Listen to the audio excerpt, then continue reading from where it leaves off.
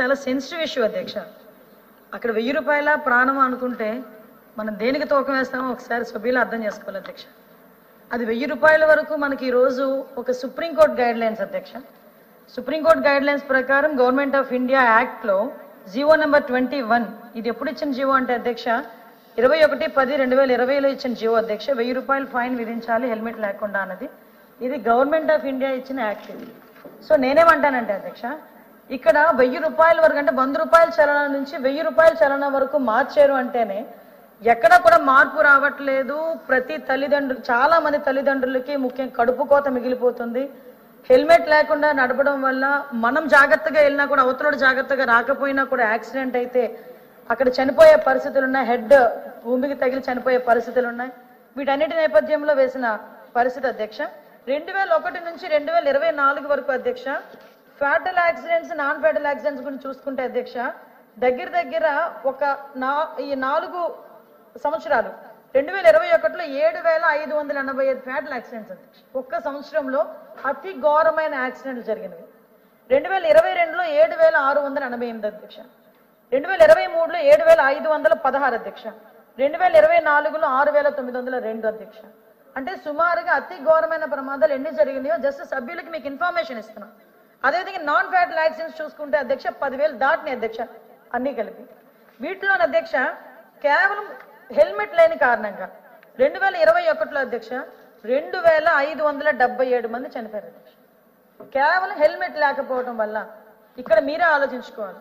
ఈ 1000 రూపాయల ఫైన్ అన్నది రాష్ట్రంలో అన్ని చోట్ల కూడా మొదలు పెట్టలేదు. To be implemented. ఇంకా ఇంప్లిమెంట్ చేయడానికి మేము ఒక ఎక్సర్సైజ్ చేస్తున్నాం. కానీ కొన్ని చోట్ల పైలట్ ప్రాజెక్ట్ కింద కొంత మూవ్మెంట్ అనేది జరిగింది. మీరు అక్కడ ఉన్న జరిగిన సిచ్యువేషన్ మీరు చెప్తున్నారు, కానీ స్టేట్ మొత్తంలో ఎక్కడ 1000 రూపాయల ఛానల్ అన్నది ఇంకా లేదు. To be implemented. కానీ దీని మీద కూడా అవేర్నెస్ క్రియేట్ చేసిన తర్వాతనే పెట్టాలని గౌరవ ముఖ్యమంత్రి గారి ఆదేశాల మేరకు ఇంకా అవేర్నెస్ ప్రోగ్రామ్స్ మేము కండక్ట్ చేస్తున్నాం.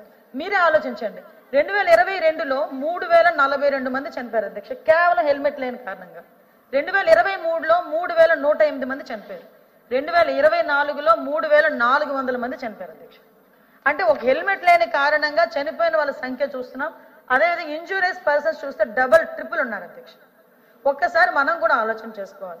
ప్రతిసారి అదేవిధంగా అధ్యక్ష రోడ్ యాక్సిడెంట్లు జరగకుండా బ్లాక్ స్పాట్స్ ని సుమారుగా 961 బ్లాక్ స్పాట్స్ ని కూడా మేము ఐడెంటిఫై చేసి దగ్గర 1117 సీసీ కెమెరాలు కూడా ఏర్పాటు చేసుకుని వాళ్ళకి ఎప్పటికెప్పుడు అక్కడ 24/7 పోలీస్ డిపార్ట్మెంట్ వాళ్ళని అక్కడ కాపలా పెట్టి వాళ్ళు డ్యూటీలు వేసి ఇంత పని చేస్తున్నా కూడా ఎక్కడో ఒక యాక్సిడెంట్ జరుగుతూనే ఉంటుంది అధ్యక్ష.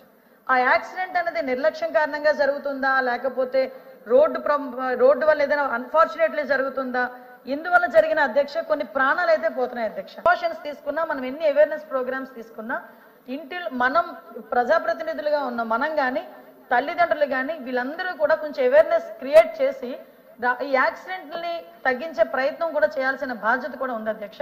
నేను ఒకటే కోరుకుంటున్నాను, ఈరోజు 1000 రూపాయలు ప్రాణం కన్నా ఎక్కువ కాదు. అలాగని 1000 రూపాయలు వేసి ప్రజల మీద భారం వేయాలన్న పద్ధతి కూడా గవర్నమెంట్కి లేదు.